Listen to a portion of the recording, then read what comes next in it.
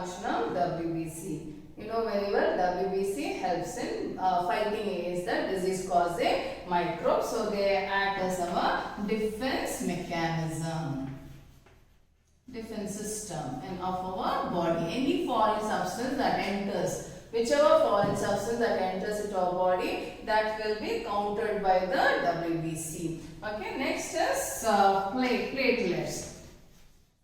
Platelets, you know, they are the cell fragments. They are not cell, they are the pieces of cell fragments. Okay, their main function is to help in clotting of blood.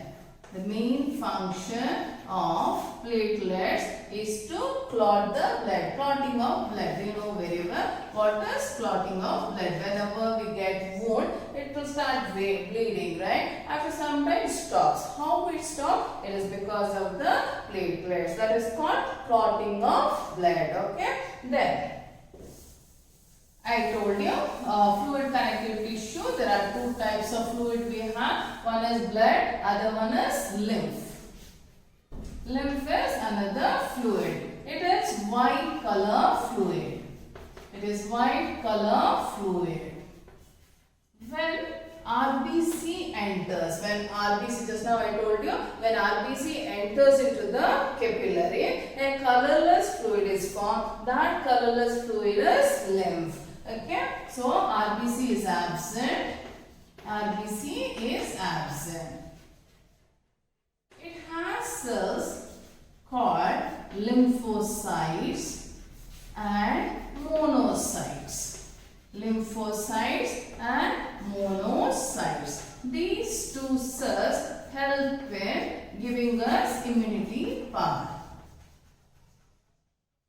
They are helpful as to give us immunity power. That's about the lymph fluid. So fluid connective tissue, there are two types of fluid we have, that is blood and lymph. Now we learn what is the function and what blood and lymph made up of. Next let us learn about the dense connective tissue. So what is dense connective tissue? What is it made up of? That's we are going to learn. Okay. Let us put the functions of blood today. Write down the functions of blood. So what is the function of blood? Blood will help in transporting nutrients and oxygen, that is respiratory gases, transporting nutrients, transporting respiratory gases, and also helps in transporting the waste. It also helps in transporting waste and also it has the leukocyte WBC, so it will help in protection, giving protection against the disease causing germs. Okay, not only that, blood will help in maintaining our body temperature. So these are the functions of blood. Next let us learn about the hard connective tissue. So let us, just now we learned hard connective tissue is nothing but the dense connective tissue. So why it is called hard or dense? It because of the type of matrix. As the matrix in dense connective tissue, it is hard. Okay, it is hard. That's why it is called dense connective tissue. Under dense connective tissue, we have to learn about bone and cartilage. Bone and cartilage forms the hard or the dense connective tissue. So bone. So let us talk about bone first. So bone is the hardest substance, that is hardest organ that is present in our body, right? Bone. So you know what is the function of bone? Bone gives support. The minute when we say bone, we should remember the skeletal system. Our skeletal system is made up of what? Bone. If at all you are talking about skull, so we have skull, we have rib cage, we have the vertebral column or the backbone, okay, and we have the bones in the arms and legs, okay, bones of arms and legs, hip bone,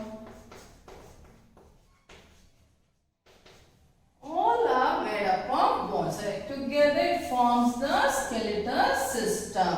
So when we talk about bones, we should think about the skeletal system. What is the function of skeletal system? So if you know skeletal system function, we can write what are the functions of bone. It provides support and it protects.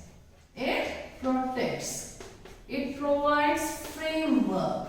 It provides framework. It also helps in anchoring the muscle, gives place for the attachment of muscle, anchoring of muscle. Okay, so these are the functions of bone. Bone provides support. So if at all we are standing like this because of the bone, right? It gives support, it protects. See the skull. In the skull, what do we have? We have brain. So it protects those delicate organs. Okay, it protects those delicate organs. Rib cage, you have heart and our lungs. So it protects that, right? And backbone, the spinal cord. So it protects the delicate organs. So it supports, it protects and provides framework and gives place for attachment of muscle. So these are the functions of bone. So bone is made up of hard and calcified matrix. Bone is made up of the cells are present in, the bone cells are present in highly calcified matrix. Highly calcified matrix. The matrix is very thick or dense. It is dense. Matrix is dense and it is made up of calcium and phosphorus. It is made up of calcium and phosphorus.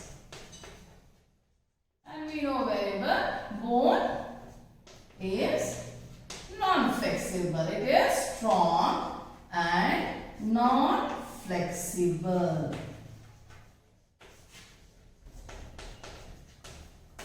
Okay, I hope you have understood the functions of bone. Okay, then you know very well, sometimes two bones are attached. Sometimes this bone is attached, that is our this arm bone is attached to the humerus, right? The bones are attached, right? Two bones are attached. So how bones are attached? They are attached by the connective tissue called ligaments and tendons. Ligaments and tendons. So what are ligaments? Ligaments are the connective tissue which connects or binds, two bones, bone to bone. Bones are connected by a connective tissue called ligaments. Ligaments, that is the connective tissue which connects or binds two bones. And on the bone we have the muscles. Muscles are attached on the bone. So how it is attached? It is by the tendons. Tendons are connective tissue which help in attachment of muscle to bone. Muscle to bone. Muscles are attached to the bone or bound to a bone with the help of tendons. So ligaments and tendons are also connective tissue which helps in, like ligaments help in connecting a bone to bone, whereas ligaments connects the muscle to the bone. So that's about the hard connective tissue. Under hard connective tissue we learnt about bone. Next we have to learn about cartilage.